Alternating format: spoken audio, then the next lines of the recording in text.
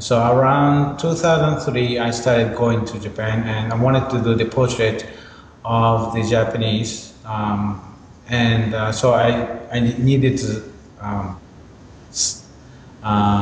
choose something Japanese. That's how I started Kabuki portrait. And I first approached, uh, because I didn't know much about Kabuki, I approached to through someone. Kabuki actors. By the way, they are all men in those main Kabuki theater. And I approached them, and then I had the exact same problem as I was having before, which is that if I approach someone who is famous, it's like I'm approaching a movie star or something, then they think the picture is about themselves. They always think, well, we want to make a book about me or famous person, and I wasn't looking for that at all. So I told them that no, you are just one of them. I want to take a picture of different people, and they kind of get pissed at me. So I so I had to look for another subject, and I was doing a research, and I found out that many kabuki, a group of people. It's not really a company. It's when you go to the mountainside um, in the middle of Japan. There are many villages who has each village has a theater, and they have the people, the village people, town people get together, and they do kabuki acting for themselves. And then people who come to see the play is those people's families and friends and relatives, and that's so I thought that would make a lot more interesting subject, and then of course then those actors are not just a man, but there are children, there are women, there are old ladies, as well as men, of course, and so I was able to get a group of photographs and the one of the things that I really liked about doing those kabuki actors is that because they're not professional actors, um, they they were actually quite nervous. Not because of my camera, but because the fact that they are about or in the middle of the place, that they are a little bit scared. They had a stage fright. And then what they are the things that in their mind is not about the camera, but they are so much worried and thinking about their lines, what they will have to say. And of course, Kabuki is written in very old Japanese language. It's like almost like doing a Shakespeare. It's not the language you speak daily. You have to remember each word, and a lot of times, especially for children, and who it's like speaking a Latin. They try to remember, and they are just trying to not forget about what they not forget the lines. So they are very nervous. So when they pay very little attention to my camera, actually.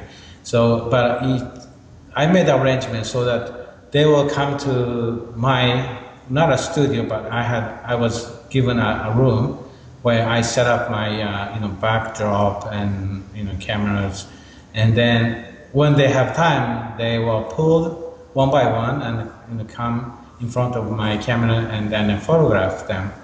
And again, so they're nervous, and so, but they are also, how do you say, kind of wearing a mask because they have quite heavy makeup, and so I think they feel that then it's not about themselves because they are kind of shielded because of the heavy makeup.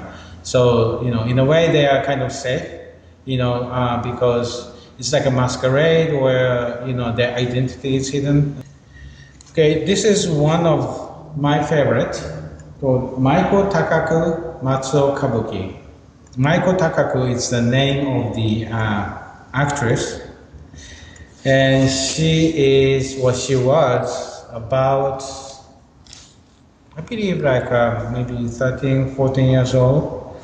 And she was in the middle of the getting ready.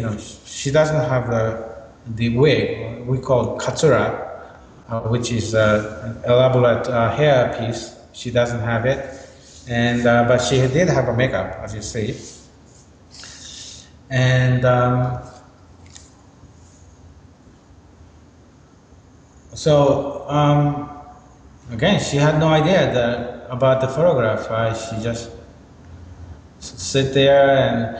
By the way, I didn't really choose who I'm photographing because I didn't want to choose them because number one, it's the group or community effort, and I didn't want have how do you say favorism to one person or another because they were doing as a group. So I approached them more like, whoever have time, please come to my little studio room and to get a photograph. So they came as they wish. Of course, there was someone else who was helping me and trying to remind them that they are supposed to come at least once a day.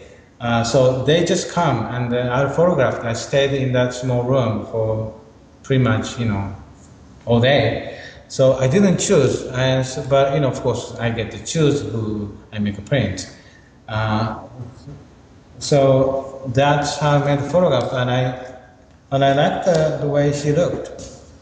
And I thought she was quite beautiful, and I especially liked, in a way, it's like looks like almost like this piece is like looks like a bandage.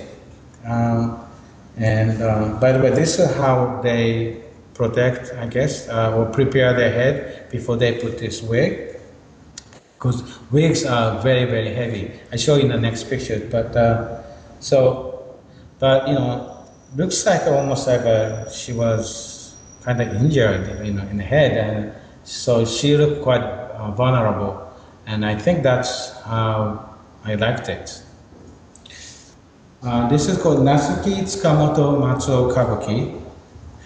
This is the wig I was talking about. Whoever is playing the female, because sometimes the man plays a female, have to wear this really heavy wig. You can see that it's a wig, but it's part of the beauty, I guess, to show that it's obviously it's a wig, and also their makeup is very very heavy, and they pretty much rewrite the face.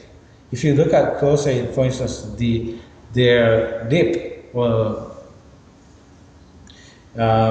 they draw the very much smaller than actual lip. So they will cover in white and then just write the mouth small because in Japan the smaller mouth meaning cuter or more it's it's more charming for ladies. And then they make bigger eyes because big eyes meaning again cute and charming. It's called Marina Emma and Kazusa Ito Matsuo Kabuki. These are two characters. They're supposed to be bunnies. They're not twins, but they're bunnies, and they play this bunny parts in their story. Actually, I have never seen the bunny characters in Kabuki play, so but again, it's they don't accept a few. I believe again, it's like I playing a Shakespeare. So the stories are, long, and then they will pick a certain part of the stories because it's too long to do the entire story, and they usually pick their favorite part, and so I'm sure it's one of the older stories, but I don't know about how they become bunnies.